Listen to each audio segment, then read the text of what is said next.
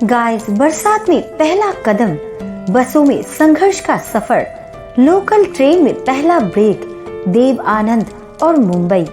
साल 1943 में प्रतिष्ठित एडवोकेट का नौजवान ग्रेजुएट बेटा धर्मदेव आनंद लाहौर से ट्रेन यात्रा के बाद बम्बई में कदम रखता है।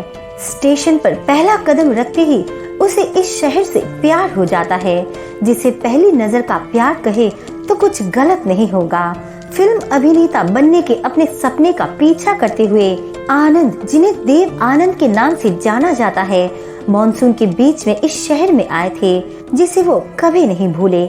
दशकों बाद उन्होंने एक इंटरव्यू में कहा था, अक्टूबर तक पूरे समय बारिश होती रही, लेकिन इससे उनका जोश कम नहीं हुआ। मुंबई की वो पहली फिल्म, जिस शहर में फिल्में बनती हो, वहां आने का रोमांच ऐसा था कि भाई चेतन आनंद के दोस्त के घर पर सामान रखने के बाद वो सीधा जा पहुँचे अपने फेवरेट अशोक कुमार की फिल्म किस्मत देखने के लिए। कुछ दिनों बाद जोश में कमी आई तो देव साहब ने काम की तलाश शुरू कर दी। दोस्त के घर से निकलकर परेल की एक चौल में जा बसे, इस बात की परवाह किए बिना कि लोग क्या कहेंगे। एक मीडिया इंटरव्यू में उन दिनों को याद करते हुए देव साहब ने कहा था, इससे मुझे कोई फर्क नहीं पड़ता कि मैं एक चौल में रह रहा था, क्योंकि मैं हमेशा बहुत उत्साहित और सपनों से भरा रहता था। प्रैक्टिकल सोच और पहला काम, बसों और ट्रामों में यात्रा करने के दौरान युवा आनंद ने शहर की कभी न हार मानने वाली भावना को आत्मसात किया और सपने देखना जारी रखा, लेकिन वो व्यवहारिक भी थे। खर्च चलाने के लिए एक अस्थायी उपाय के तौर पर उन्होंने सैन्य सेंसर कार्यालय में नौकरी कर ली।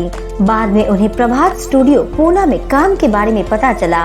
आत्मविश्वास से भरपूर युवा देव आनंद ने आवेदन किया और एक अभिनेता के रूप में 3 साल के अनुबंध को हासिल करने में कामयाब हो गए। इसके बाद उन्होंने कभी दोबारा पीछे मुड़कर नहीं देखा। स्ट्रगल के साथ ही गुरुदत्त। पूना में देव साहब की मुलाकात गुरुदत्त से हुई, जो डायरेक्टर बनना चाहते थे। मुंबई की प्रसिद्ध बेस्ट बसों और लोकल ट्रेनों में यात्रा करना जारी रखते हुए आनंद ने अपने दोस्त के साथ शानदार क्षेत्रों में हॉलीवुड फिल्में देखी। उन दिनों को याद करते हुए वो कहते थे, गुरु और मैं घूमते थे, एक फिल्म देखते थे, एक कप कॉफी के साथ उसका विश्लेषण करते थे और प्रसन्न होकर घर लौट आते थे। कभी कभी हम पाले हिल के गोल्फ लिंक तक पैदल जाते थे। ये सुंदर और शांत था। मैं मुंबई की सड़कों पर चला हूँ, इसकी लंबाई और चौड़ाई की यात्रा की है। ये मेरी हड्डियों में है। इससे कोई फर्क नहीं पड़ता कि आप कहाँ हैं। दुनिया के किसी भी हिस्से में आप अंततः यही वापस आना चाहते हैं। लोकल ट्रेन में पहला ब्रेक। देवानंद अपने सपनों के शहर में स्टार कैसे बने, इसकी एक दिलचस्प कहानी है।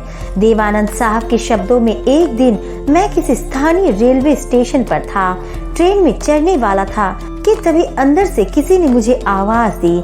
मैं अंदर गया और पाया कि निर्देशक शाहिद लतीफ और उनकी लेखिका पत्नी इस्मत चुगताई थे। लतीफ ने मुझसे पूछा कि क्या मैं बॉम्बे टॉकीज के लिए उनकी अगली फिल्म में काम करना चाहूँगा। हाँ बिल्कुल।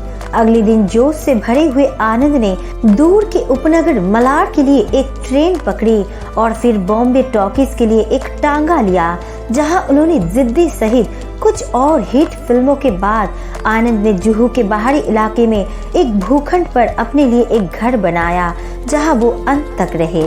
तो दोस्तों, देव आनंद की ये कहानी आपको कैसी लगी, हमें कमेंट करके जरूर बताएं और फिल्मी दुनिया की ऐसी और जानकारी के लिए वीडियो को लाइक करके चैनल को सब्सक्राइब करना ना भूलें। मिलते हैं नेक्स्ट वीडियो में।